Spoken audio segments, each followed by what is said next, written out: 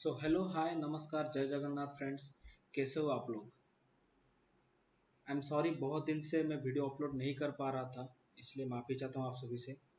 पर अब से ये गलती नहीं होगा, अब से रेगुलर में ऐसे वीडियो डालता रहूँगा। अभी से क्या मैं सोच रहा हूँ, कुछ दिन क्वेश्चन डिस्कस करूँगा, उसके बाद से मैं टॉपिक्स भी शुरू करूँगा पढ़ाने का।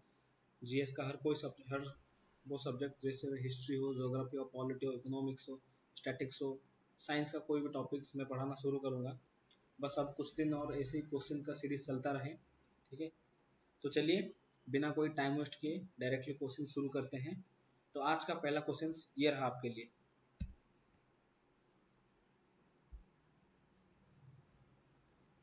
तो पूछ रहा है, in which year in India first time heart transplant was done. पूछ रहा है इंडिया में पहली बार कब हार्ट ट्रांसप्लांट प्लांट हुआ था। तो ये सवाल का आंसर करने से पहले मैं हार्ट के बारे में यानी कि सर्कुलेटरी सिस्टम के बारे में कुछ बातें बताना चाहता हूँ आपको, जो आपके एग्जाम पॉइंट ऑफ व्यू से बहुत ही इंपॉर्टेंट होगा। ठीक है, तो क्या है ना, हमारे हार्ट में, ये सपोज हमारा हार्ट है, इसमें चार चैम्बर होते हैं। ठीक है, ये एक, ये दो, ये तीन, ये चार। इसको बोलते हैं लेफ्ट ऑरिकल, इसको बोलते हैं राइट ऑरिकल, इसको बोलते हैं लेफ्ट वेंट्रिकल, इसको बोलते हैं राइट वेंट्रिकल। तो क्वेश्चन ये आता है कि जो हमारा प्योर ब्लड है, ये पहले इन चारों में से सबसे पहले किस में आता है। क्वेश्चन आता है इस तरह। ठीक है, ये जो हमारा प्योर ब्लड है, ये चारों चैम्बर में से पहले किस चैम्बर में आता है। तो आंसर क्या होगा मेरे दोस्तों? आंसर होगा लेफ्ट ऑरिकल। ठीक है, और क्वेश्चन ये भी आता है, जो हमारा इम्प्योर ब्लड है, ये इस चारों में से किस में आता है पहले। ठीक है, ये इस चारों में से पहले आता है राइट ऑरिकल। ऐसे आता है, यहाँ से पंप होकर फिर जाता है लंग्स में, लंग्स में फिर आकर आता है लेफ्ट ऑरिकल में, फिर लेफ्ट वेंट्रिकल, फिर जाके सारे बॉडी पार्ट्स में जाता है। ठीक है, इसके बारे में और कुछ जान जान लेते हैं।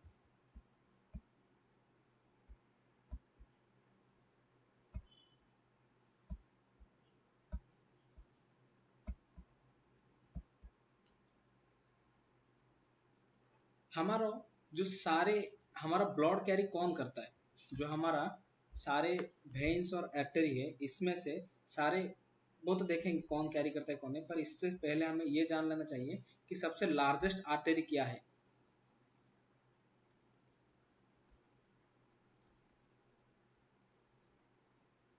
लार्जेस्ट आर्टरी क्या है, जिसका नाम है अरोटा।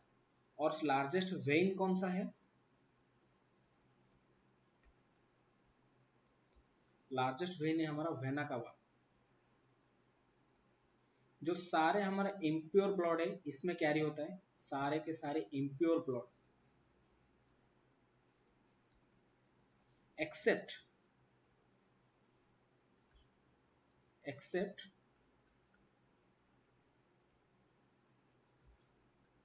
Pulmonary vein. सिर्फ ये एक वेन है जिसमें प्योर ब्लड कैरी होता है। ठीक है, ये एक वेन है जिसमें प्योर ब्लड कैरी होते हैं, और ये जो अरोटा है, इसमें सारे के सारे प्योर ब्लड कैरी करते हैं। सारे के सारे क्या? प्योर ब्लड कैरी करते हैं, जिसमें एक्सेप्ट है पल्मोनरी आर्टरी, जिसमें सिर्फ इम्प्योर ब्लड कैरी होता है, इम्प्योर ब्लड होता कैरी होता है। ठीक है,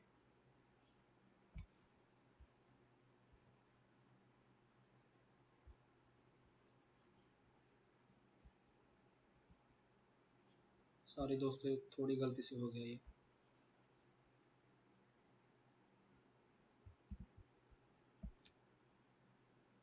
सॉरी, माफी चाहता हूँ इसके लिए। हमारा हार्ट का स्टडी को क्या करना, ये सबसे बहुत इंपॉर्टेंट चीज है।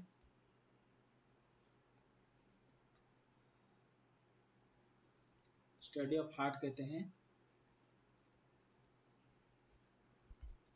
कार्डियोलॉजी। ठीक है, जो हमारा सपोज किसी के हार्ट में कुछ प्रॉब्लम्स आ गया, ठीक है, तो हम उसका कौन सा टेस्ट कराते हैं? अगर हार्ट में कुछ प्रॉब्लम्स आता है तो हम उसका ईसीजी टेस्ट करते हैं, जिसको बोलते हैं इलेक्ट्रोकार्डियोग्राफ। ठीक है, इलेक्ट्रोकार्डियोग्राफ। ठीक है, चलिए अब चलते हैं हमारे क्वेश्चन की तरफ। क्या बोल रहा था हमारा क्वेश्चन? हमारा क्वेश्चन ये बोल रहा था इंडिया में पहली बार हार्ट ट्रांसप्लांट कब हुआ था? तो इसका आंसर होगा मेरे दोस्तों 1994 में हुआ था। अब इसके बारे में भी देख लेते हैं क्या हुआ था क्या नहीं। 1994 में एक डॉक्टर थे जिनका नाम है डॉक्टर पी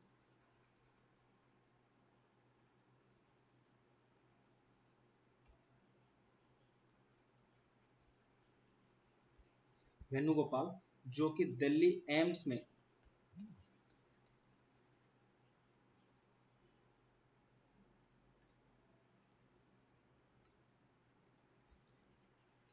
पहली बार हार्ट ट्रांसप्लांट किए थे। उनका डेट आई थिंक मेरे को ठीक से याद नहीं आ रहा है। मेरे को जितना लगता है 3 अगस्त में हुआ था शायद, इतना मुझे याद है। ठीक है, पर ये तो हो गया इंडिया में कब हुआ था। क्वेश्चन ये भी आ सकता है कि वर्ल्ड में पहली बार किसने किया था। ठीक है, वर्ल्ड में पहली बार किए थे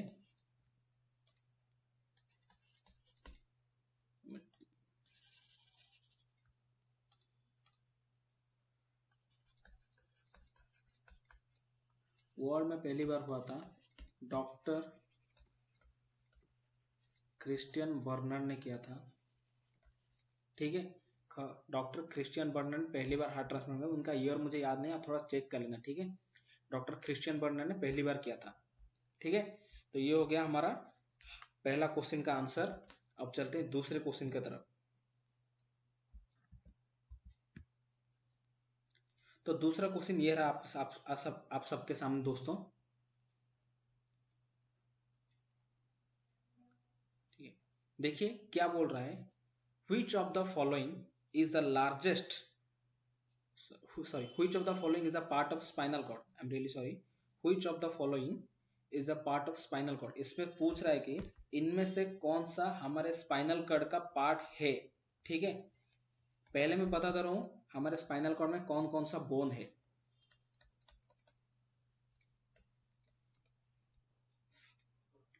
एक होगा हमारा सर्वाइकल,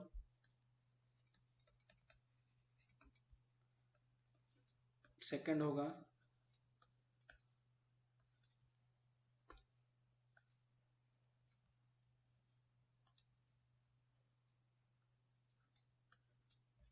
अच्छे से लिख देता हूं,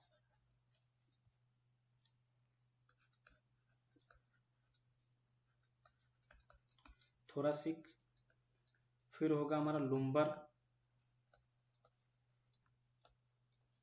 फिर होगा हमारा सैक्रल, और एक होगा कॉकिक्स। ठीक है, हमारा सर्वाइकल बोन कितना है?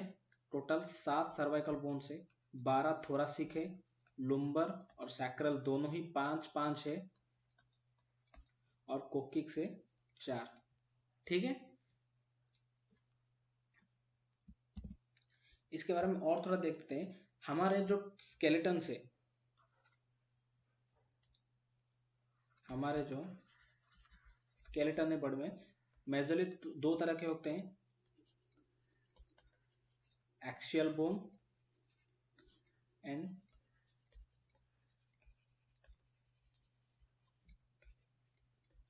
Appendicular bone. थोड़ा देख लेते हैं एक्सियल बोन कितना है हमारा। एक्सियल बोन है हमारा 80 का, और ये है 126 का। ठीक है, इसमें 26 का दिख रहा है, कितना है 126 का। ठीक है ना। अब देखते हैं एक्सियल बोन में क्या क्या क्या बोन आता है। एक्सियल बोन में आता है हमारा, पहले तो आएगा हमारा स्कल,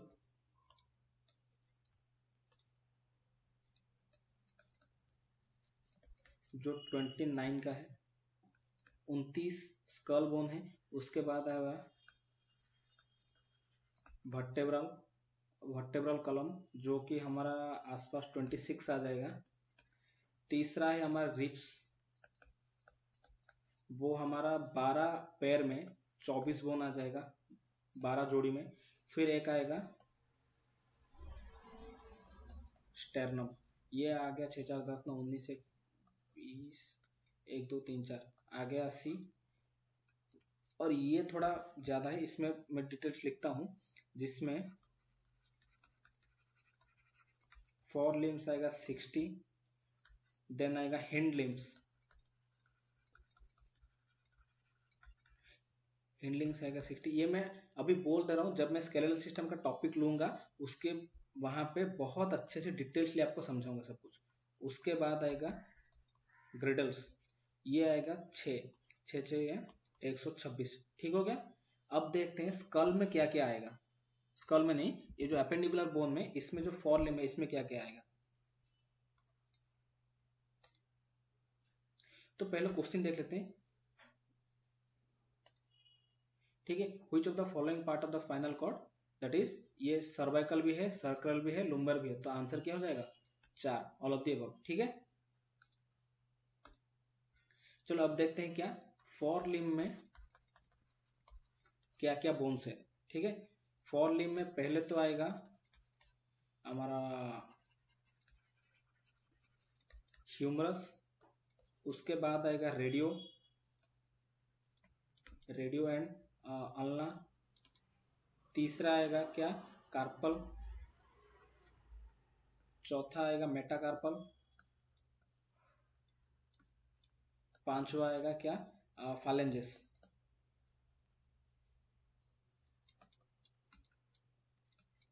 ह्यूमरस कितना आएगा, ये 2, ये भी 2, और कार्पल 16, मेटाकार्पल्स 10 और फालेंजेस 28, ठीक है।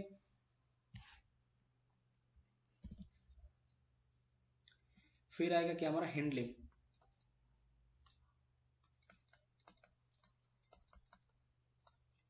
हिंड लिम्ब में क्या क्या आएगा, एक तो आएगा हमारा फीमर, घुटने वाला ये जो, देन आएगा पटेला, देन आएगा क्या टिबिया फेबुला, टियाफुला, देन आएगा टार्सल, पांचवा आएगा मेटाटार्सल, छठवा आएगा फालेंजेस। ये तो वैसे का वैसा 28 हो गया। ये आ जाएगा हमारा मेटाटार्सल आ जाएगा 10, टार्सल आ जाएगा 14, फीमर आ जाएगा 6, और ये जो फीमर है ना ये सबसे लार्जेस्ट बोन है, largest bone of our body femur है।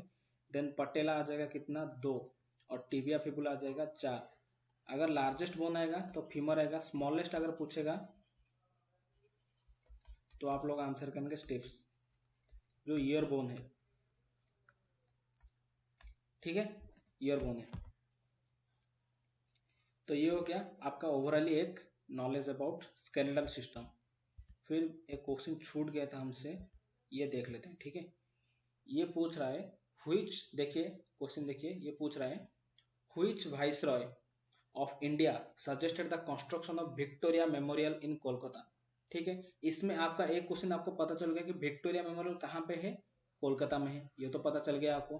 अब देखते हैं, ये भी ऑप्शन में नहीं है, 1 2 3 4, ये पूछ रहा है ये जो विक्टोरिया मेमोरियल कोलकाता में है, ये इसका कंस्ट्रक्शन किसने शुरू किया था, ये किसने बनाया था पूछ रहा है, ठीक है।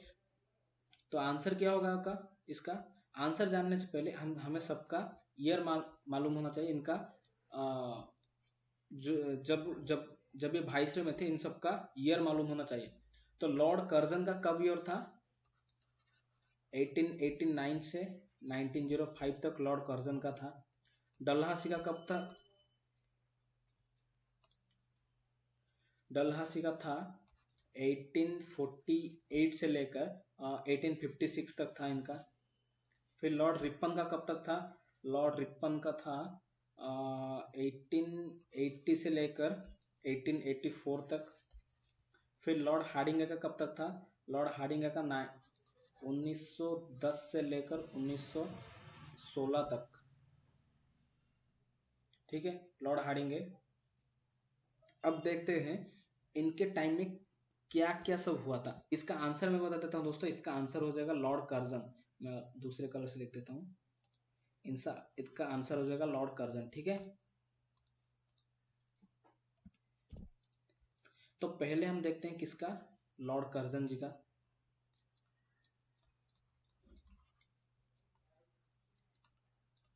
जिनका टाइम पीरियड क्या बताया मैंने, 1889 से लेकर 1905 तक।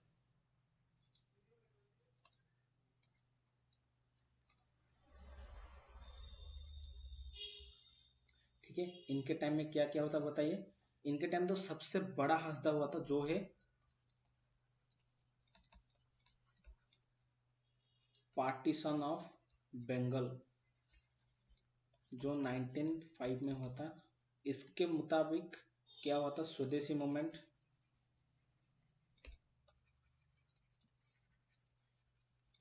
ये भी 1905 में हुआ था। उसके बाद क्या हुआ था इनके टाइम में, हमारा इन passing of Indian university act, कितना था हमारा 1904, इंडियन यूनिवर्सिटी एक्ट।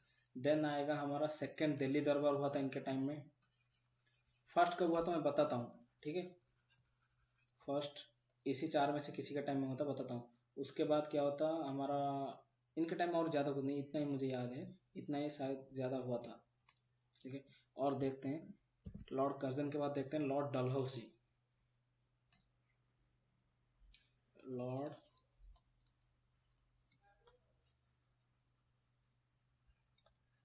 डलहौसी का टाइम पे, डलहौसी का टाइम के टाइम क्या है 1884 से लेकर 1856 तक। इनके टाइम में बहुत सबसे इम्पोर्टेंट जो है डॉक्ट्रिन ऑफ लैप्स होता है। इसका मीनिंग क्या है, अगर आपका कोई खुद का बेटा या बेटी नहीं है तो आप अपना राज्य जो है ब्रिटिश को सौंप देंगे। अगर आपके पास एडॉप्शन, किसी बच्चे को एडॉप्ट करके लाए हैं तो वो आपका नेक्स्ट सक्सेसर नहीं बनेगा। आपने आप मरने के बाद आपकी गद्दी पे वो नहीं बैठ सकता। अगर आपके खुद का बेटा या बेटी है तो वही बैठ सकते हैं। अगर ऐसा नहीं है तो वो जो, जैसे कि सपोज मैं, जैसे झांसी की रानी, डॉक्ट्रिन ऑफ लैप्स के जरिए लॉर्ड डलहौसी ने उनका राज्य उनके अंडर ले लिया था। तो यही है, अगर आपका खुद का बेटा या बेटी नहीं है तो आप अपना राज्य ब्रिटिश को सौंप देंगे। ठीक है, ये है डॉक्ट्रिन ऑफ लैप्स। उसके बाद में आएगा इन विडो रीमैरेज एक्ट।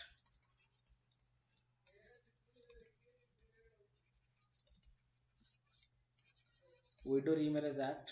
देन आएगा वुड्स डिस्पैच कमिटी, इनके टाइम में आया था।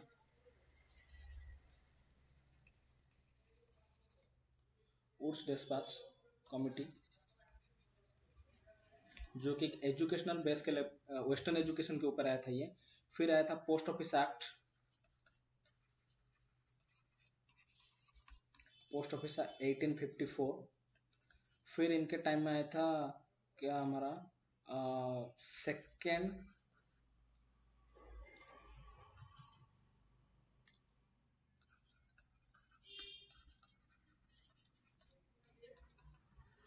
एंग्लो सिख वॉर 1848 से 49 तक। ये सब चीज़ें उनके टाइम में हुआ था।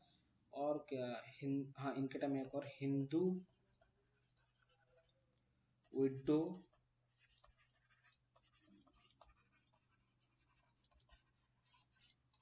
रीमैरेज एक्ट 1856 इनके टाइम में आया था। ठीक है, फिर देखते हैं कौन कौन थे। सॉरी दोस्तों, फिर से ये वो बीच बीच में क्यों हो जाता है। फिर कौन थे हमारा, लॉर्ड रिपन थे। ठीक है, लॉर्ड रिपन, रिपन के बारे में भी देख लेते हैं क्या बोल रहे हैं वो।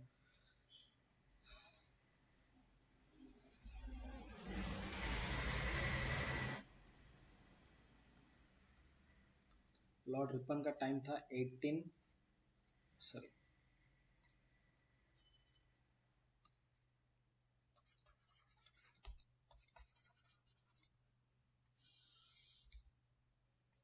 इनके टाइम में क्या हुआ था, जो सबसे बड़ा चीज है,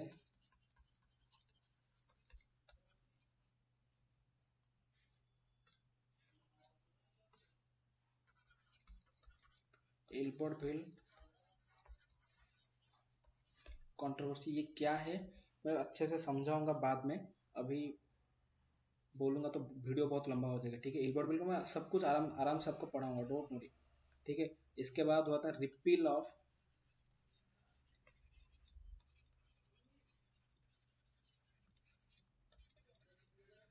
वर्नाकुलर प्रेस एक्ट। एक क्वेश्चन यह था कि वर्नाकुलर प्रेस एक्ट किसके टाइम में आया था। ये जो चीज़ है वर्नाकुलर प्रेस एक्ट, ये आया था किसके टाइम में? लॉर्ड लिट्टन के टाइम में आया था। इनके पहले जो थे लॉर्ड लिट्टन, इनका टाइम है 1876 से लेकर 1880 तक। इनके टाइम में वर्नाकुलर प्रेस एक्ट आया था, बट लॉर्ड रिपन के टाइम में क्या हुआ? रिपील हुआ है, ठीक है, ये याद रखना। उसके बाद क्या था, इनको क्या कहता था? Father of local self government.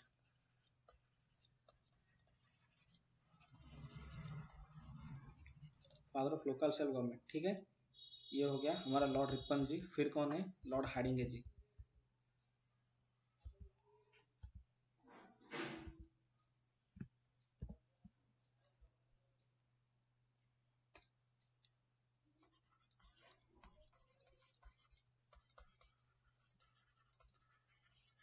Lord Hardinge two बोला है ना, लॉर्ड हार्डिंगे टू। इनके बारे में क्या हुआ था?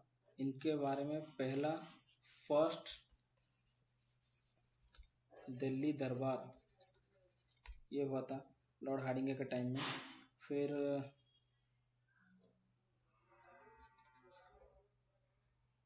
इनका टाइम पीरियड बता देता हूँ, 1910 से लेकर 1916 तक। पहला नहीं, थर्ड थर्ड, पहला नहीं।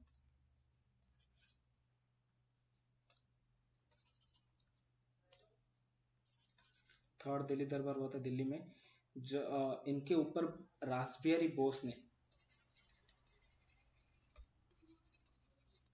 बॉम्ब फेंका था इनके ऊपर, ठीक है। इनके ऊपर रासबिहारी बोस ने बॉम्ब फेंका था, and he shifted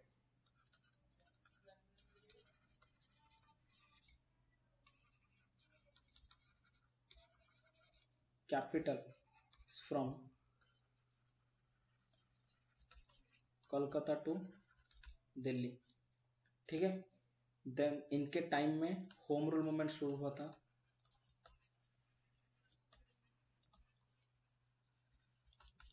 home rule movement किसके टाइम, किसके द्वारा? एनी बेसेंट के टाइम। और इनके टाइम में महात्मा गांधी जी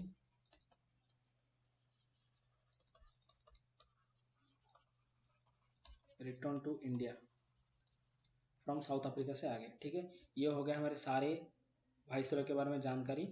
इसके बारे में और भी बहुत कुछ जानेंगे हिस्ट्री में जब पढ़ेंगे, ठीक है। ये भी क्वेश्चन हो गया हमारा जो छूट गया था, ठीक है। अब देखते हैं नेक्स्ट क्वेश्चन। देखिए ये क्वेश्चन, ये क्या बोल रहा है? ज्योग्राफी के रिलेटेड क्वेश्चन है। ये बोल रहा है the Gutenberg discontinuity is located between. पहले हमें समझना पड़ेगा डिसकंटिन्यूटी का मीनिंग क्या है।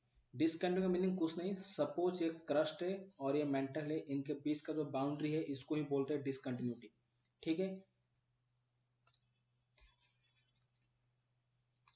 ठीक है, तो देखिए मैं यहाँ पे नया स्लाइड पे इसका आंसर मैं बताता हूँ। इसका आंसर होगा lower mental and outer core.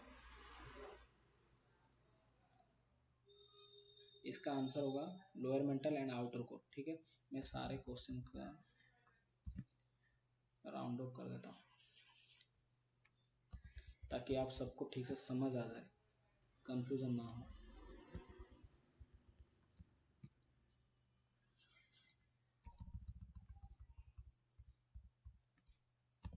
ठीक है, चलो देखते हैं अब क्या ही बात है इसमें।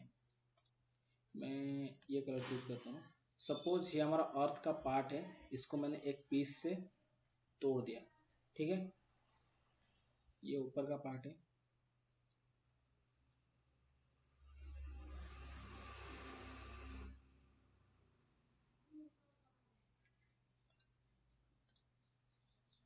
यहाँ पे ओशियन से ये लैंड है, ठीक है।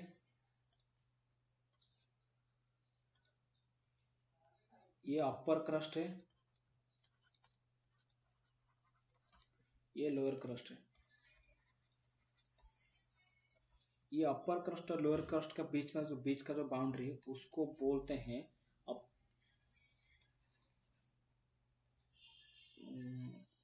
CO, एक मिनट, स्पेलिंग गलती लिख दिया, CONRAD, कॉन्ड्रेड डिसकंटिन्यूटी। उसके बाद क्या ही आएगा, उसके बाद एक स्पेयर आएगा जिसका नाम है एस्थेनोस्पेयर।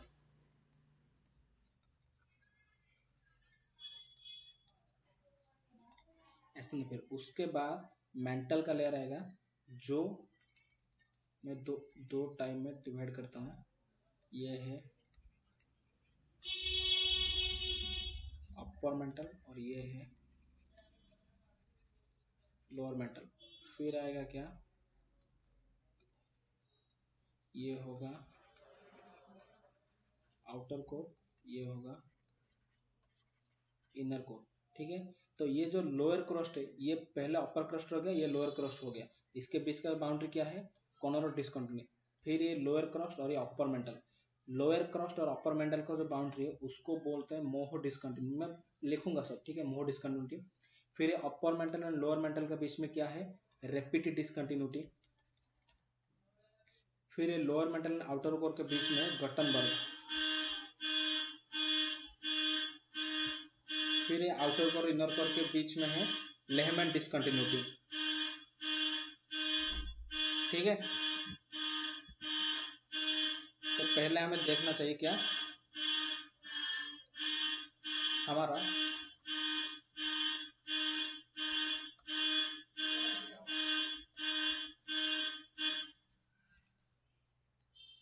कॉर्नर ऑफ डिस्कंटिन्यूटी क्या है, ये किस किस के बीच में है, अपर क्रस्ट एंड लोअर क्रस्ट। फिर क्या आएगा, फिर आएगा हमारा मोहो discontinuity.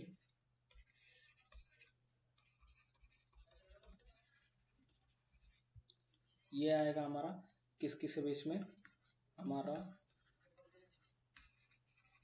Lower crust and upper mantle. फिर आएगा repeated discontinuity.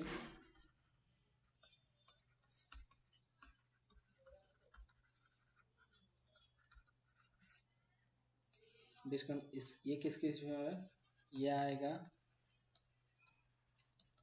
Upper mantle and lower mental के बीच।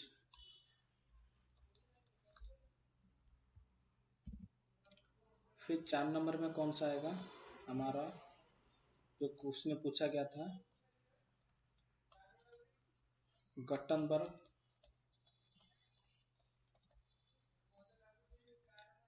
डिस्कंटिन्यूटी। ये आएगा हमारा lower mental and outer core. फिर लास्ट में क्या आएगा, हमारा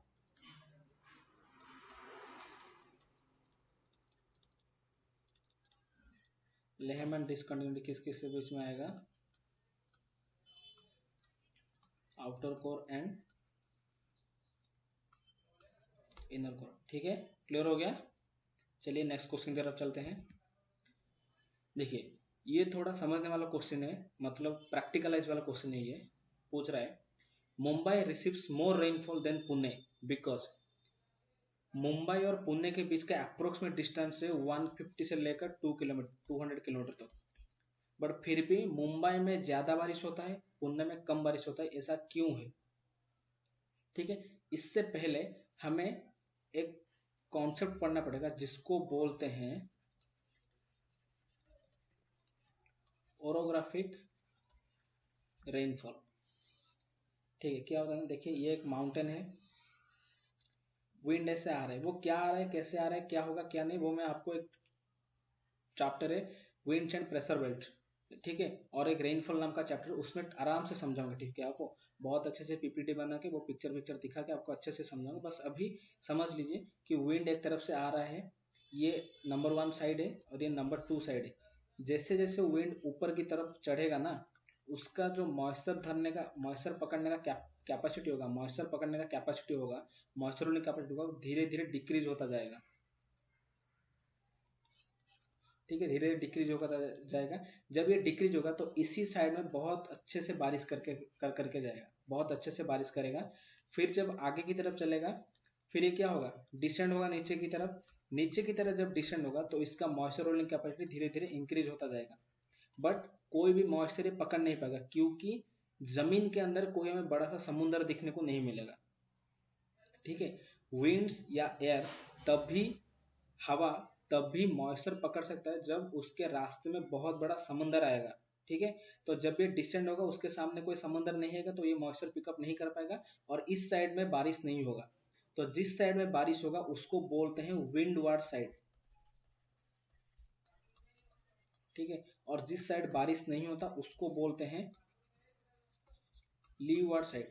ठीक है, तो मुंबई जो सिटी है ना, मुंबई इस तरफ है, इसी साइड में है जहाँ विंडवार्ड साइड है, और पुणे है इसी साइड में। इन दोनों के बीच में 150 मीटर का, ऐसे 150 किलोमीटर का डिस्टेंस है। ठीक है, मुंबई और पुणे को जोड़ता है हमारा कौन सा, पालघाट आई थिंक।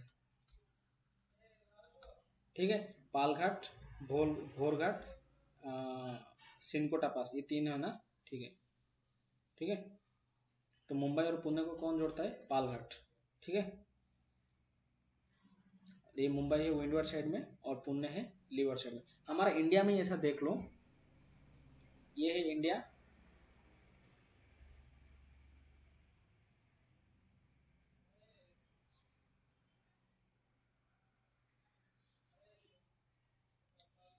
और यहाँ पे हमारा क्या है, वेस्टर्न घाट।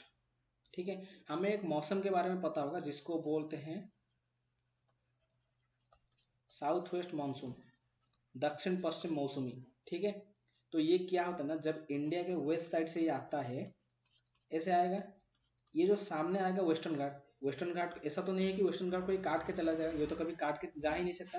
तो ये क्या करेगा, वेस्टर्न घाट के पैरेलली फ्लो होगा, ऐसे ऊपर की तरफ चढ़ना शुरू करेगा। तो मैंने जैसे बोला, जब ऊपर की तरफ चढ़ना शुरू करेगा इसका मॉइस्चर होल्डिंग कैपेसिटी धीरे धीरे कम होता जाएगा। तो इसी साइड में ये वेस्टर्न घाट है, वेस्टर्न घाट के इसी साइड में, मतलब वेस्ट साइड में बहुत अच्छे से बारिश करेगा, बहुत धुआंधार तरीके से, बहुत हेवी रेनफॉल करेगा। जिस साइड है मुंबई, इसी साइड पे है मुंबई और इसके ठीक अपोजिट साइड में है पुणे, जबकि इसी साइड में बारिश नहीं होगा। जिस साइड बारिश होगा उसको एक और भी नाम से बोलते हैं, उसको बोलते हैं रेन प्रोन जोन, और जिस साइड बारिश नहीं होगा उसको बोलते हैं रेन शैटेड जोन। वो क्या है ना, देखो हम जब रास्ते में जाते हैं, हम एक रोड पे जाते हैं, एक दूसरी पर्वत को देख रहे और पहाड़ को देख रहे, बोलते हैं यार देखो वहां पे कितना जोर से बारिश हो रहा है। यही सीन है, यही सीन मैं बताना चाहता हूँ कि हम जा रहे हैं इसी रोड पे, इसी साइड पे जा रहे हैं, पर हमें यहाँ का बारिश का जो परछाई हमें दिख रहा है। ठीक है, हम इसी साइड से जा रहे हैं, जहां जिस तरह से जिस साइड से बारिश नहीं हो रहा हम उसी साइड से जा रहे हैं, पर हमारा उसका अपोजिट साइड का बारिश हमें दिख रहा है, उसका बारिश का परछाई दिख रहा है। तो इसी को ही बोलते हैं ओरोग्राफिक रेनफॉल। और क्वेश्चन भी आता है हमारे इंडिया में ज्यादातर किस टाइप का बारिश होता है, तो बारिश मैक्सिमम 3 टाइप का है, कन्वेक्शनल, ओरोग्राफिक एंड साइक्लोनिक। पूछता है इंडिया में कौन सा ज्यादा होता है, तो आप लोग याद रखना ओरोग्राफिक ज्यादा होता है। जब जो यहाँ मैंने लिखा है ओरोग्राफिक, ये इंडिया में सबसे ज्यादा पाया जाने वाला बारिश है। ठीक है, तो आंसर क्या होगा, मुंबई विंडवर्ड साइड के है। देखिए ये है मुंबई, ये विंडवर्ड साइड के, ये मुंबई है, ये विंडवर्ड साइड के साइड है, इसलिए मुंबई में ज्यादा बारिश होता है। ठीक है, और पुणे में बारिश ज्यादा क्यों नहीं होता, क्योंकि पुणे लीवर्ड साइड में खड़ा हुआ है। ठीक है, चलिए नेक्स्ट क्वेश्चन तरफ चलते हैं। देखिए ये बहुत इंटरेस्टिंग क्वेश्चन है, मतलब थोड़ा सा ही आप दिमाग लगाओ ना, इसका आंसर फट से दे दोगे। देखिए क्या पूछ रहा है, which of the following statement is are correct. तो उसका फर्स्ट स्टेटमेंट क्या दिया, इन द 326 बीसी, ये याद रखना, ये 326 बीसी अलेक्जेंडर इन्वेडेड इंडिया, ये बाकी में सही आंसर है। 326 में ही अलेक्जेंडर इंडिया को आए थे। ठीक है, और सेकंड क्या दिया, किंग अम्बी, अम्बी नाम का एक राजा तक्षशिला में अलेक्जेंडर को वेलकम किया था और उनके आर्मी को वेलकम किया था, ये भी सही है। जब अलेक्जेंडर इंडिया आए तो तक्षशिला में कौन राजा थे, राजा अम्बी, जिसने अलेक्जेंडर का स्वागत किया इंडिया में। थर्ड स्टेटमेंट दिया अलेक्जेंडर डाइड इन 332 बीसी, ये गलत स्टेटमेंट हो गया, क्योंकि अलेक्जेंडर कभी 332 में मरे ही नहीं थे। देखो ये में इसमें कंसेप्ट क्या है, हम लोग हिस्ट्री में ये पढ़े हैं बीसी, जिसको बोलते हैं बिफोर क्राइस्ट, एंड एडी, ये क्या पढ़ते हैं एनो डोमिनी। एनो डोमिनी, और जीरो को क्या बोलते हैं, क्राइस्टियर, क्राइस्टियर, जीसस क्राइस्टियर। तो ये देखिए, ये जीरो है, यहाँ से एडी है, यहाँ से बीसी है। तो हमने हिस्ट्री में पढ़ा है ना कि बीसी पिछले पिछले साल की तरफ जाएगा। जैसे ये 332 है, 331 आएगा, फिर 330 आएगा, फिर 329 आएगा, फिर 328 आएगा। इसमें क्या, 1 2 3 4, ये आगे की तरफ चलेगा, ये पीछे की तरफ चलेगा। तो मुझे आप एक बात बताइए, अगर चलो मान लिया कि मैंने 3 नंबर स्टेटमेंट ठीक है, अलेक्जेंडर अगर 332 में मर ही गए तो इंडिया 326 में कैसे आए? क्या उनका आत्मा आया था क्या? ये तो कभी नहीं हो सकता ना कि वो मरे गए फिर भी उनका आत्मा भटकता रहे, ये तो कभी नहीं होगा। वो 326 के बाद ही मरे। हालांकि मुझे वो 20 याद नहीं आ रहा है, मैं बाद में देख के आप नेक्स्ट क्लास में बता दूंगा आपको कब मरे थे, ठीक है। तो ये गलत स्टेटमेंट हो गया कि वो अगर 326 में इंडिया गए थे तो 332 में कैसे मर गए, ये गलत सवाल है, ठीक है, ये गलत स्टेटमेंट है। तो आंसर क्या होगा, सी। ये सी तो गलत हो गया, तो जिस जिसमें सी है इसको काट दो, ये कटेगा, ये कटेगा, और ऑल आर द करेक्ट, ये तो कभी नहीं होगा। तो आंसर क्या होगा, आंख बंद करके मार देना, नहीं आंख बंद करके मत मारना, क्योंकि सी की जगह बी मार दोगे तो माइनस मार्क में हो जाएगा, ठीक है। आप खुला रख के ही मानना। तो आंसर क्या हो जाएगा, सी। समझ गए? इसमें समझ ना समझ वाली बात ही कुछ नहीं है। ये भी बहुत इंटरेस्टिंग सवाल है। देखिए, पूछ रहा है with reference to the slave dynasty consider the following statements, ठीक है। तो मुझे बताइए स्लेव डायनेस्टी शुरू कब हुआ था? स्लेव डायनेस्टी शुरू हुआ था 1206 से लेकर 1290 तक, ठीक है। उसका पहला किंग कौन थे? कुतुबुद्दीन ऐबक थे, ठीक है। मैं बाद में बताता हूँ ये सब। पहला स्टेटमेंट बोल रहा है Qutbuddin Aibak constructed the Quwwatul Islam mosque at Delhi, ये इन हो गया, एट होगा, ठीक है, एट दिल्ली। सेकंड स्टेटमेंट बोल रहा है Qutbuddin Aibak shifted his capital from Lahore to Delhi. Then 3 number पूछ रहा है Balban created new department of military affairs known as Diwan e Arz, which of the statement is are correct. बताइए इनमें से इन तीनों स्टेटमेंट से कौन सा करेक्ट है? तो पहला वाला स्टेटमेंट आप देखिए, Qutubuddin Aibak constructed the Quwwatul Islam mosque. पहले हमें दिल्ली स्लेव डालने के बारे में कुछ चीजें जान लेते हैं। इसका पहला किंग कौन है?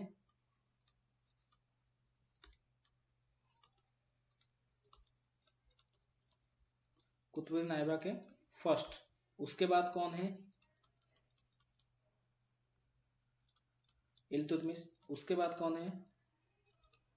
रेजिया सुल्ताना, जो first lady and the last women on the Delhi throne भी उनको कहा जाता है, ठीक है। उसके बाद छोटे छोटे बहुत किंग है, जैसे आराम बहराम शाह हो गया, रुकनुद्दीन फिरोज शाह हो गया, ठीक है, नासिरुद्दीन शाह हो गया। ये सब पढ़ने की जरूरत नहीं है। उसके बाद अगर कोई इंपॉर्टेंट रूलर आएंगे तो वो है गयासुद्दीन बलबन, ठीक है। उसके बाद जो लास्ट रूलर है उसके उनका नाम है कैगोबाद। तो ये जो चार है ना, ये चारों ही इंपॉर्टेंट है, कुतुबुद्दीन ऐबक, इल्तुतमिश, रेजिया सुल्ताना एंड गयासुद्दीन बलबन, ठीक है। चलिए अब थोड़ा डिटेल्स में देखते हैं। पहला ये क्वेश्चन सॉल्व कर लेते हैं पहले, ठीक है।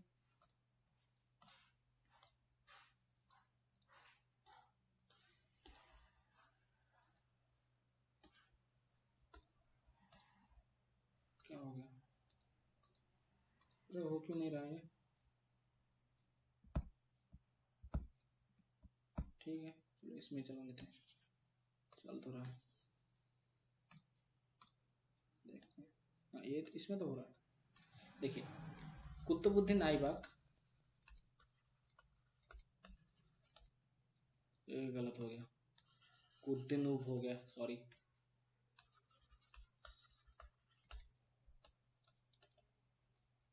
ऐबक दो दो मॉस्क बनाए थे। पहला है कुव्वत उल इस्लाम, वो है दिल्ली में, और दूसरा है 2.5 दिन का झोपड़ा, वो है अजमेर में, ठीक है। कुतुबुद्दीन ऐबक को क्या कहता है, लक्स बॉक्स। ये पहले किंग है जिसने उनको एक टाइटल, खुद को एक टाइटल है सिपाहा वाला। और ये 1210 में जब पोलो खेल रहे थे तब उनका घोड़े से गिरकर इनका मृत्यु हो गया। ठीक है, पोलो खेलते हुए घोड़े से गिरकर उनका मृत्यु हो गया। ठीक है, तो जैसे कि हमने देखा अभी क्या, कुव्वतुल इस्लाम तो इन्होंने बनाया था और उसके साथ 18 दिन का झोपड़ा बनाया, तो इसने कुतुबुद्दीन ऐबक बनाया, तो ये तो स्टेटमेंट ठीक हो गया। सेकंड पूछ रहे Qutubuddin Aibak shifted his capital from Lahore to Delhi, ये सही है क्या? देखते हैं। देखिए, हमारा दूसरा जो किंग है इल्तुतमिश, इन्होंने लाहौर से दिल्ली कैपिटल शिफ्ट किया था। ठीक है, ये जो कुतुबुद्दीन ऐबक है, चलो मैं आपको एक बात बताता हूं। क्वेश्चन आता है हु इज द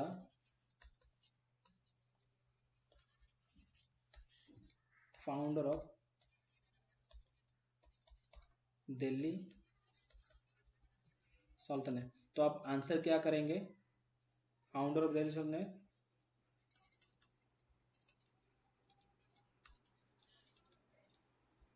अगर क्वेश्चन पूछता है कि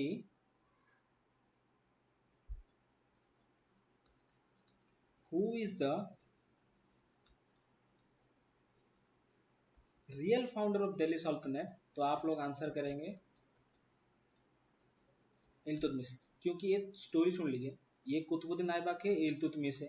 कुतुबुद्दीन ऐबक का कैपिटल था लाहौर में और इल्तुतमिश का कैपिटल था कहाँ? भाई लाहौर नहीं, दिल्ली में था, कैपिटल था दिल्ली में, क्योंकि इल्तुतमिश है जिसने लाहौर से दिल्ली कैपिटल शिफ्ट किया था। और लाहौर है कहाँ? हमारे बच्चे की जगह पाकिस्तान में, और दिल्ली है इंडिया में।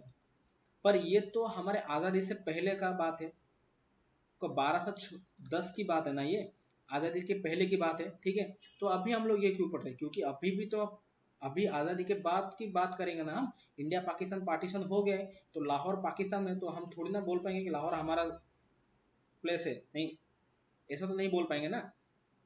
इसलिए जिसने इंडिया में सल्तनत शुरू की उसको ही बोलेंगे हमारा इंडिया का रियल फाउंडर। तो अगर क्वेश्चन आता है who is the real founder of Delhi सल्तनत, तो आप क्या बोलेंगे? That is Iltutmish. And who is the founder of Delhi सल्तनत, उसको क्या बोलेंगे? कुतुबुद्दीन ऐबक। क्लियर? ये तो क्लियर हो गया होगा आपको। तो सेकंड स्टेटमेंट गलत हो गया। अरे क्या हो जाता है इसको बार बार। चलो इसमें, तो सेकंड स्टेटमेंट क्या हो गया? चल नहीं रहा है। सेकंड स्टेटमेंट गलत हो गया। थर्ड देखें, Balban created the department of military affairs, उसने ये दीवान, ये सही है, ये एक मिलिट्री डिपार्टमेंट है दीवानियर, जिसने गैसोलीन बलबन शुरू किया था। तो क्या पूछ रहे हैं? Which of the following is are correct? तो एक और तीन तो ठीक हो गए। ठीक है, एक और तीन तो ठीक हो गए, गलत क्या हो गया? दो। तो हम क्या करेंगे, जहां जहां दो है सेकंड ऑप्शन उसको मिटा देंगे। तो गलत ये हो गया, ये भी गलत हो गया, ये तो कभी नहीं होगा। आंसर क्या होगा? बी हो गया। चलो अब मैं आपको कुछ कुछ डिपार्टमेंट के बारे में बताता हूँ जो कि दिल्ली सल्तनत के टाइम पे था। तो पहला क्या आ जाएगा?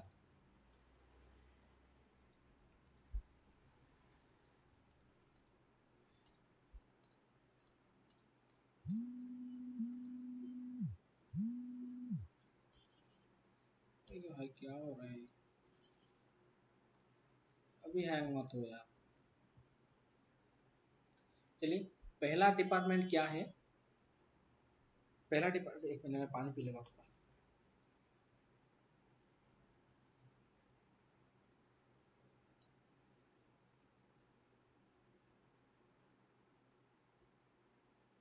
देखिए, पहला डिपार्टमेंट क्या है?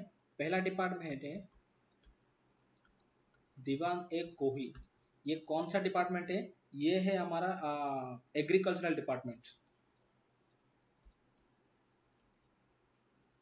एग्रीकल्चरल डिपार्टमेंट किसने शुरू किया था? ये शुरू किया था मोहम्मद बिन तुगलक ने।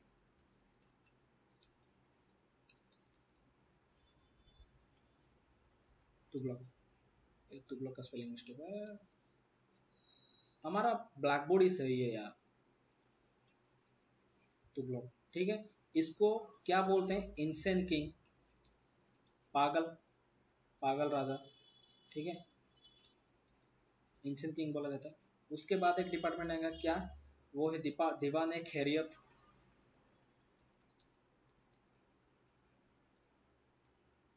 खैरियत, ये किसने शुरू किया था? ये शुरू किया था फिरोज शाह तुगलक ने।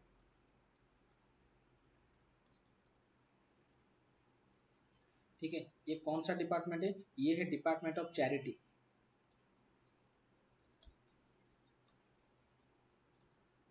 चैरिटी, ठीक है। अब तीसरा डिपार्टमेंट क्या है? तीसरा डिपार्टमेंट है हमारा डिपार्टमेंट ऑफ, सॉरी, डिपार्टमेंट दीवान ए बंदागन, ठीक है। क्या है? दीवान ए बंदागन। ये किसने शुरू किया था? ये भी वही फिरोज शाह तुगलक ने। ये कौन सा डिपार्टमेंट है? ये है department,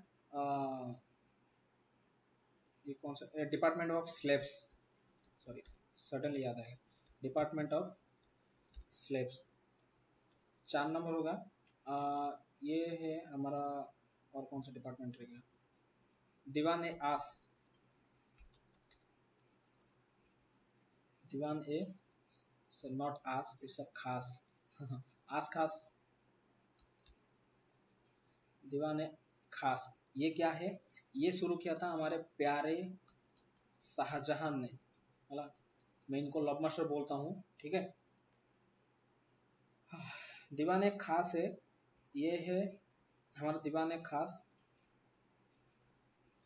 hall of private audience. अगर दीवाने खास शाहजहां ने बनाया हॉल ऑफ प्राइवेट ऑडियंस के लिए, दीवाने खास तो पब्लिक ऑडियंस के लिए भी कुछ बनाए होंगे, तो वो क्या है? कितना? 5 4 क्या 5 नंबर? तो वो है वही दीवान ए आम। ये किसने बनाया है? वही हमारे प्यारे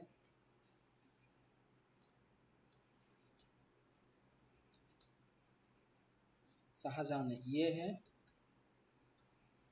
hall of public audience.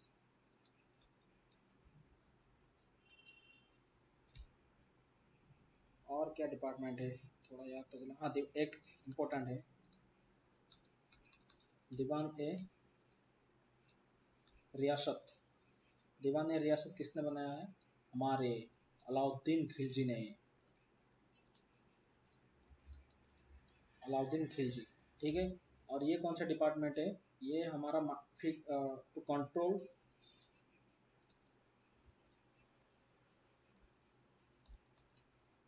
Market, Alauddin market price. Alauddin Khilji को एक और नाम से जाना जाता है, सिकंदर ए शानी, ठीक है, सिकंदर ए शानी।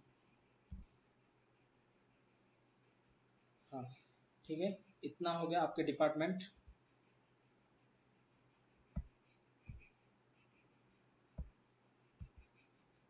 देन हो गया।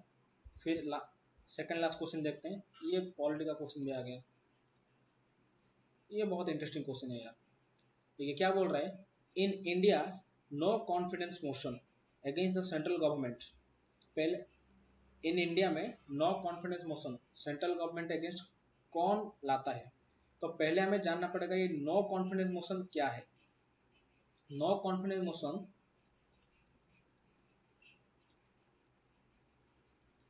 ये लाता है ऑपोजिशन पार्टी ने। ऑपोजिशन पार्टी लाता है to prove majority of ruling party. देखिए मैं विस्तार से समझता हूँ क्या है ये चीज। सपोज देखिए ये है लोकसभा, आपको ये तो पता होगा कि गवर्नमेंट कैसे फॉर्मेट होता है, मैं ये भी बता देता हूँ। लोकसभा है, लोकसभा में सपोज आप लोग अप्रोक्सीमेटली मान लीजिए 500 सीटें हैं, इसमें से बीजेपी लाया 300 सीट और कांग्रेस लाया 200 सीट। तो ज्यादा सीट किसके आया? बीजेपी का आया। बीजेपी का लाने से बीजेपी का जो हेड होगा वो गवर्नमेंट तैयारी फॉर्मेट करेगा, ठीक है, वो गवर्नमेंट बनाएगा। 300 सीट जो लाने के बाद इसका हेड गवर्नमेंट बनाएगा और इसका हेड को ही क्या अपॉइंट किया जाएगा? पीएम बनाया जाएगा, ठीक है। ऐसे गवर्नमेंट फॉर्मेट होता है।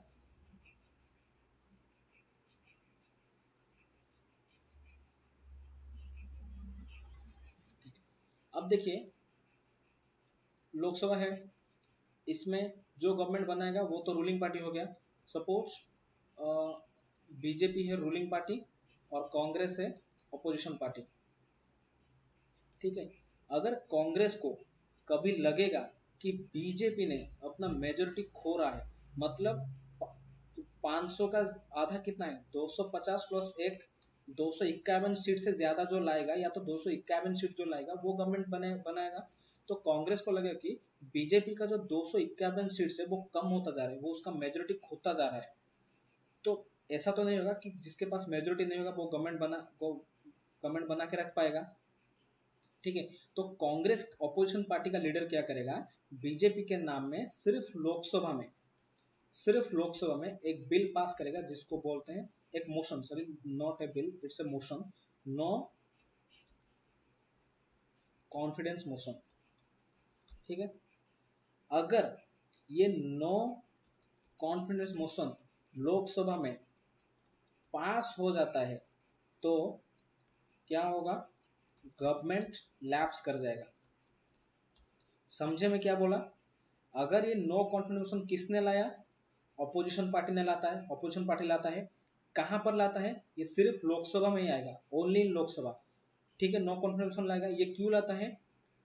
सामने वाला जो रूलिंग पार्टी उसका मेजोरिटी चेक कराने, अगर मेजोरिटी है तो सही, अगर मेजोरिटी नहीं है तो मेजोरिटी कैसे प्रूव होगा? अगर हाउस के 50% लोग से ज्यादा अगर इस बिल को ग्रांटेड दे दिए तो बिल पास होगा, पास हो जाएगा। अगर 50% से कम आए तो ये बिल पास नहीं होगा, ठीक है। तो ये कौन लाता? अपोजिशन पार्टी लाएगा। अगर ये नो कॉन्फिडेंस मोशन लोकसभा में पास हो गया, मतलब 50% लोग ने इसको समर्थन दे दिया, तो जो रूलिंग गवर्नमेंट है वो टूट जाएगा और फिर से क्या होगा? New election. अभी हाल ही में जो कांग्रेस का जो लीडर है, क्या नाम है उनका? गौरव गोगोई। ये श्री माननीय प्रधानमंत्री जी के अगेंस्ट नो कॉन्फिडेंस लाए थे, जो कि हाल ही में हुआ ही नहीं, ठीक है। कौन लाए थे? गौरव गोगोई, कांग्रेस के लीडर थे, ठीक है। इसका एक ऑपोजिट है, इसको बोलते हैं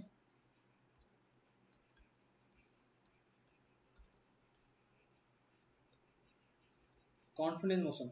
जैसे नो कॉन्फिडेंस मोशन लाएगा ऑपोजिशन पार्टी, तो कॉन्फिडेंस मोशन कौन लाएगा? Ruling party. इसमें क्या होगा?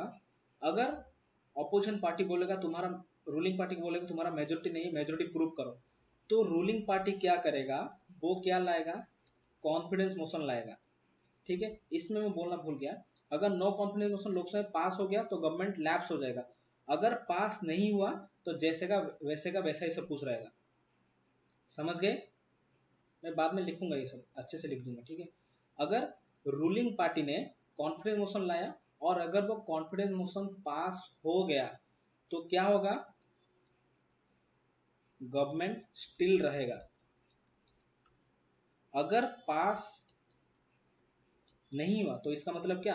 जो रूलिंग, सपोज बीजेपी रूलिंग कर रहा है, उसने नो कॉन्फिडेंस मोशन है, उसका मेजोरिटी प्रूव कराने, और उसके खुद के मेंबर ही उसको वोट नहीं दे रहे हैं कि नहीं हम तुम्हारे साथ नहीं है, 50% लोग एग्री नहीं है कि हम तुम्हारे साथ है, तो क्या होगा? गवर्नमेंट लैप्स हो जाएगा। क्लियर? मैं इसको अच्छे से लिख देता हूं। ये है नो कॉन्फिडेंस मोशन और ये है कॉन्टिन्यूशन। ये कौन लाएगा? Opposition party. और ये कौन लाएगा? Ruling party. अगर ये दोनों ही कहाँ आते हैं? पहले लोकसभा में,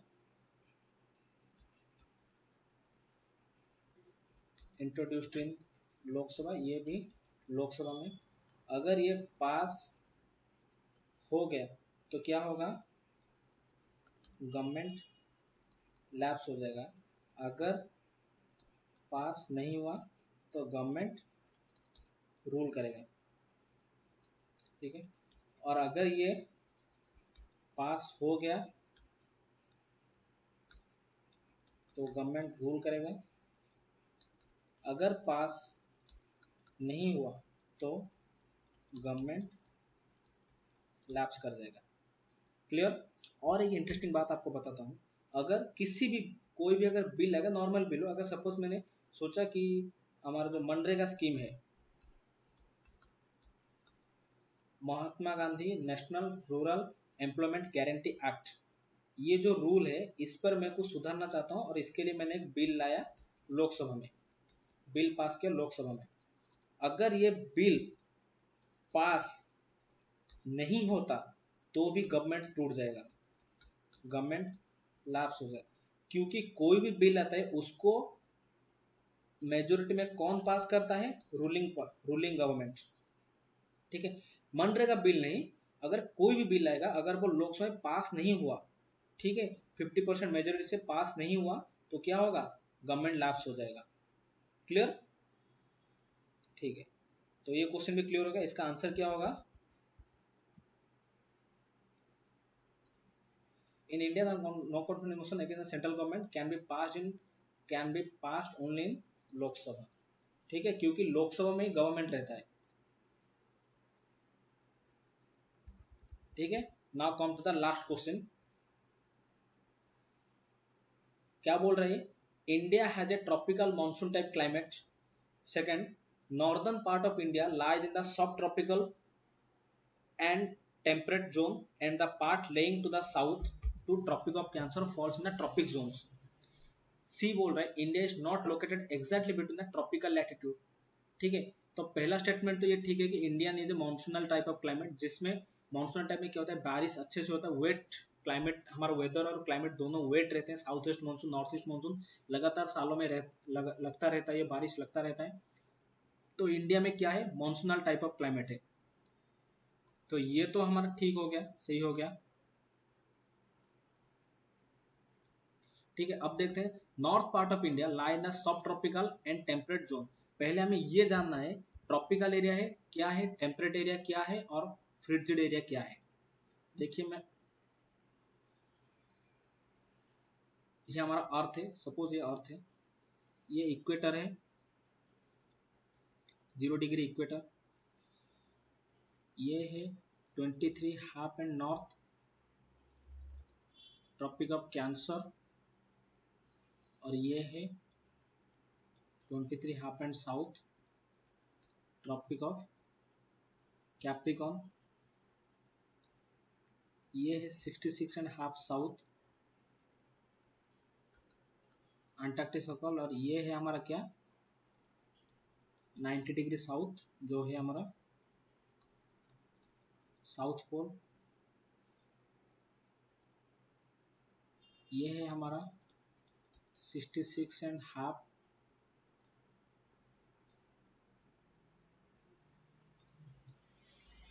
नॉर्थ आर्कटिक सर्कल। और ये है हमारा 90 degree north, north pole.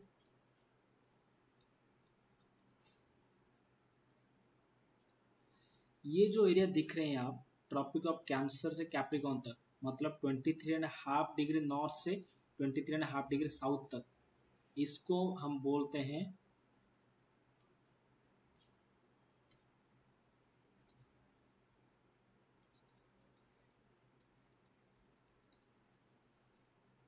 Tropical area, ठीक है।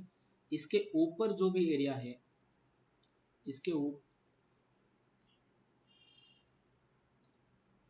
इसके ऊपर जो भी एरिया है, ये वाला और ये वाला, इन दोनों को बोलते हैं हम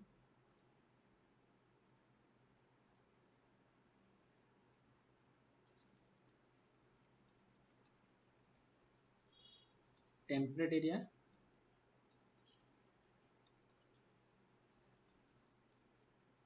टेम्परेट एरिया, और इसको बोलते हैं क्या, फ्रिक्स्ड जोन,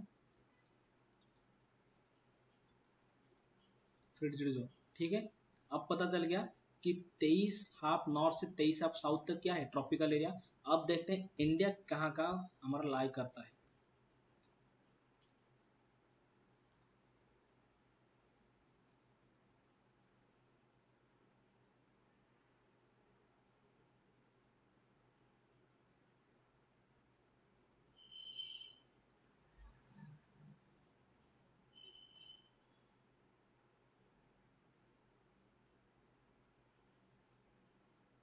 अगर ठीक से नहीं हुआ तो माफी चाहूंगा इसके लिए।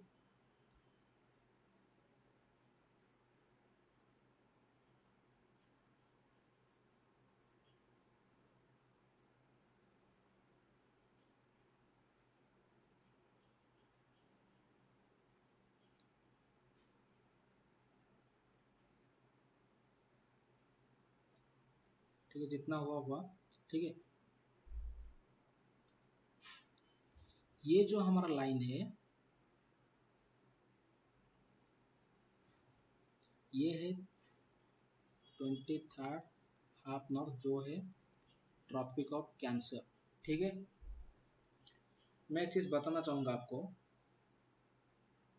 ये जो ऊपर की तरफ स्टार्टिंग लाइन है ना, ये है 8 डिग्री 4 मिनट,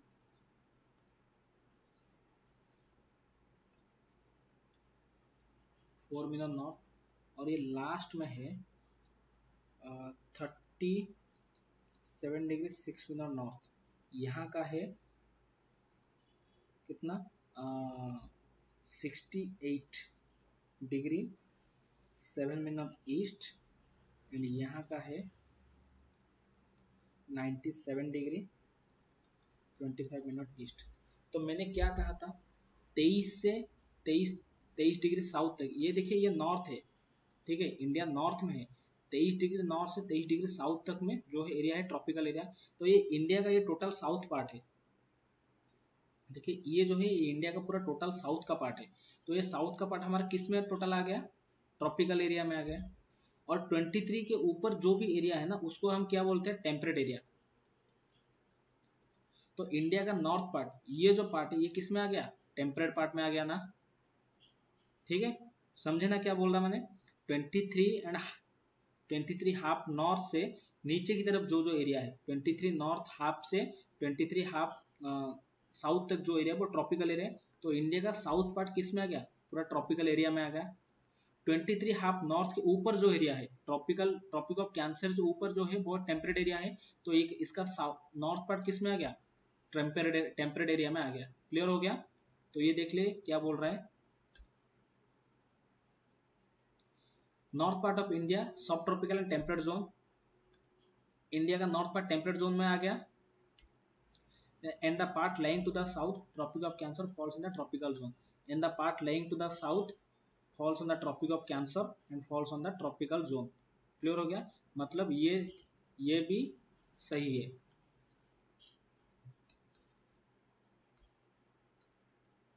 ये भी हमारा सही है, ये भी सही है।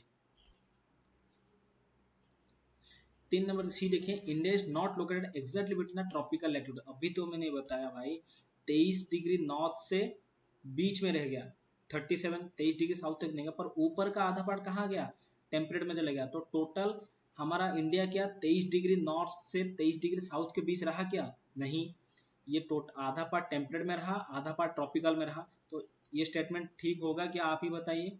नहीं, ये हो गया गलत, ट्रॉपिकल लैटिट्यूड में नहीं है। तो कौन सा स्टेटमेंट करेक्ट है, करेक्ट होगा हमारा, अच्छा तो यहाँ पे लिख लीजिए, गलत हो गया यहाँ पे।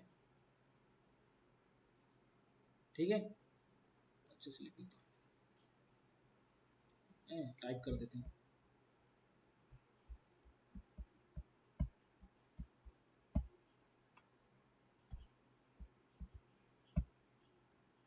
ठीक है, तो आंसर क्या हो जाएगा, ए ठीक है और बी ठीक है, तो आंसर क्या हो जाएगा हमारा, C is the correct answer.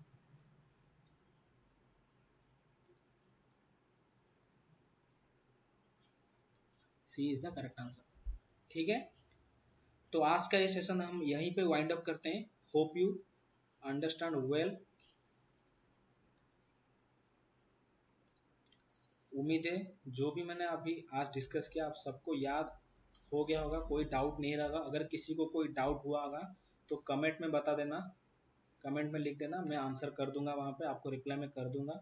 और प्लीज़ सेशन को लाइक कीजिए, शेयर कीजिए, कमेंट कीजिए, एंड हाँ प्लीज़ ये मत भूलना कि चैनल को सब्सक्राइब करोगे, क्योंकि मैंने नया नया शुरू किया है। आपका सपोर्ट और प्यार मुझे चाहिए।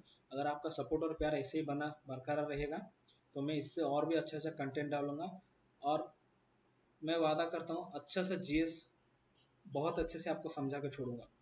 ठीक है, हर तरह का कोई जीएस, उसमें हिस्ट्री हो, ज्योग्राफी हो, पॉलिटी हो, इकोनॉमिक्स हो, फिजिक्स, केमिस्ट्री, बायो, ठीक है, ये सारे चीज़, और स्टैटिक भी, और धीरे धीरे मैं करंट अफेयर भी शुरू करूंगा इसमें। ठीक है, ये सारे चीज़ मैं आपका कवर करूंगा। बस इसके लिए मुझे क्या चाहिए, आपका प्यार और सपोर्ट चाहिए। और प्लीज़ चैनल को लाइक कीजिए, सेशन को शेयर कीजिए, वीडियो को लाइक कीजिए, सेशन को शेयर कीजिए, और याद करके चैनल को सब्सक्राइब करना। और जिसको जो भी डाउट है वो कमेंट सेक्शन में डाल देना, मैं आपको आंसर कर दूंगा। ठीक है, मैं नया सा टेलीग्राम चैनल ओपन कर रहा हूँ। ठीक है, नया सा टेलीग्राम चैनल ओपन कर रहा हूँ। ओपन करने के बाद उसका लिंक मैं इस वीडियो में नीचे डाल दूंगा, उसका लिंक वीडियो के नीचे डाल दूंगा। ठीक है, और आपको इसका पीडीएफ इसी टेलीग्राम चैनल के लिंक में मिल जाएगा, टेलीग्राम लिंक में मिल जाएगा। तो प्लीज़ मेरे टेलीग्राम चैनल को भी ज्वाइन कर लेना, और चैनल को सब्सक्राइब भी कर लेना, वीडियो को लाइक कर लेना, शेयर कर लेना, और कमेंट भी कर लेना। ठीक है, चलिए, जय जगन्नाथ, रहता हूँ, मिलेंगे नेक्स्ट क्लास में। Thank you.